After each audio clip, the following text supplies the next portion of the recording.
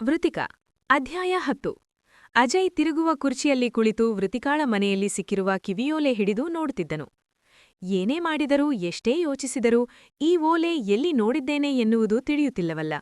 ಅದರ ಹಿಂದಿನ ಥ್ರೆಡ್ ತೆಗೆದು ಮತ್ತೊಮ್ಮೆ ಮಗದೊಮ್ಮೆ ನೋಡಿದನು. ಇಷ್ಟೊಂದು ಮನಸೆಳೆದ ಕಿವಿಯೋಲೆ ಎಲ್ಲಿ ನೋಡಿದ್ದೇನೆ?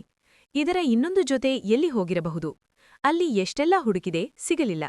ಬಹುಶಃ ಹೋಗುವ ಗಡಿಬಿಡಿಯಲ್ಲಿ ಅಲ್ಲಿ ಬಿದ್ದು ಹೋಗಿರಬಹುದಾ? ಅದನ್ನು ತನ್ನ ಜೇಬಿಗೆ ಹಾಕಿಕೊಂಡವನ ಯೋಚನೆ ಬೇರೆ ರೀತಿಯಲ್ಲಿ ಸಾಗಿತು. ಆದ್ರ ವೃತಿಕಾಳ ಫೋಟೋಗೆ ಹಾರ ಹಾಕಿ ಊದುಬತ್ತಿ ಹಚ್ಚಿದ್ದು ಯಾರು? ಸ್ವತಃ ವೃತಿಕಾಳೇ ಈ ಕೆಲಸ ಮಾಡಲು ಸಾಧ್ಯವಿಲ್ಲ. ಅದರ ಅರ್ಥ ಏನಾಗಿರಬಹುದು? ಅಂದ್ರೆ ವೃತಿಕಾ ನಮಗೆ ಸಿಗೋದಿಲ್ಲ ಎನ್ನುವುದರ ಮುನ್ಸೂಚನೆಯೇ? ಹಾಗಾದ್ರೆ ವೃತಿಕಾ ಖಂಡಿತ ಅಪಾಯದಲ್ಲೇ ಇದ್ದಾಳೆ. ಯಾರು ಮಾಡುತ್ತಿದ್ದಾರೆ ಈ ಕಾರ್ಯ? ತನ್ನೆದುರಿದ್ದ ಮೇಜಿಗೆ ತನ್ನೆರಡು ಕೈಗಳಿಂದ ಬಡಿದು ಮೇಲಕ್ಕೆದ್ದನು. ಕಣ್ಣು ಕೆಂಪಾಗಿದ್ದು ಮನಸ್ಸು ಸಿಟ್ಟಿಗಿಂತ ಅಸಹಾಯಕತೆಯಿಂದ ಕೂಡಿತು. ಮೇಜ್ ಪೆನ್ನಿನ ಸ್ಟ್ಯಾಂಡನ್ನು ಕೈಯಿಂದ ದೂಡಿದವನು ನೋ, ಹಾಗಾಗಬಾರದು ಎಂದು ಹೇಳಿ ಬಾಗಿಲಿಗೆ ಬೆನ್ನು ಹಾಕಿ ನಿಂತನು. ಉಸಿರು ಬಿಡುತ್ತಾ ಹಾಗೆ ನಿಂತವನು ನಾನ್ಯಾಕೆ ಕೆಟ್ಟದ್ದನ್ನು ಯೋಚನೆ ಮಾಡುತ್ತಿದ್ದೇನೆ ಯೋಚಿಸತೊಡಗಿದನು. ಅಷ್ಟರಲ್ಲಿ ಅಲ್ಲಿಗೆ ಬಂದ ಪೊಲೀಸ್ ಪೇದೆಯೊಬ್ಬ ಸರ್, ಪೂರ್ಣ ಎನ್ನುವವರು ಬಂದಿದ್ದಾರೆ ಎಂದನು. ಅವನಿಗಾಗಿಯೇ ಕಾಯುತ್ತಿರುವುದು ತಾನೇ?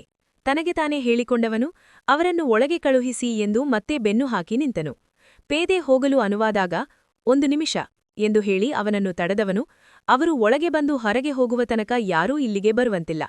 ಯಾರಾದರೂ ಕೇಳಿಕೊಂಡು ಬಂದರೂ ನನ್ನ ಅನುಮತಿ ಇಲ್ಲದೆ ಯಾರನ್ನೂ ಒಳಗೆ ಬಿಡಬೇಡಿ ಎಂದನು. ಸರಿ ಸರ್ ಎನ್ನುತ್ತಾ ಹೊರಟು ಹೋದನು ಪೇದೆ.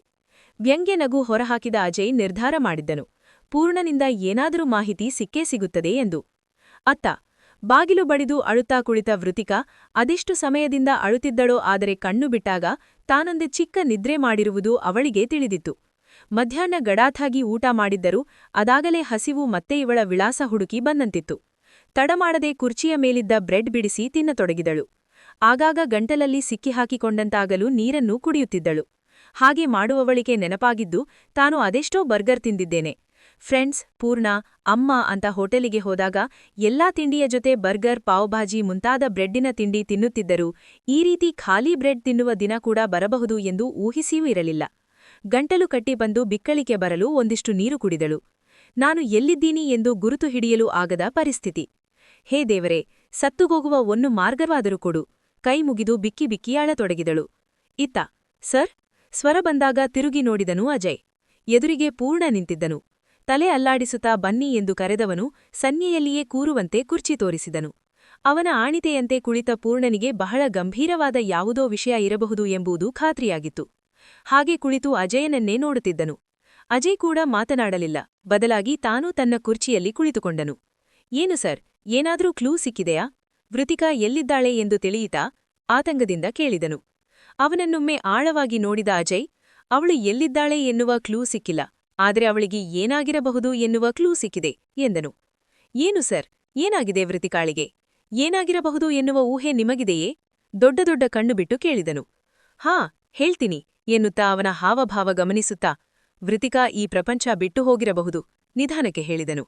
ನೋ, ಹಾಗಾಗಲು ಸಾಧ್ಯವೇ ಇಲ್ಲ. ವೃತಿಕಾ ಒಳ್ಳೆಯ ಹುಡುಗಿ. ಅವಳಿಗೆ ಕೇಡು ಬಯಸುವವರು ಯಾರೂ ಇಲ್ಲ.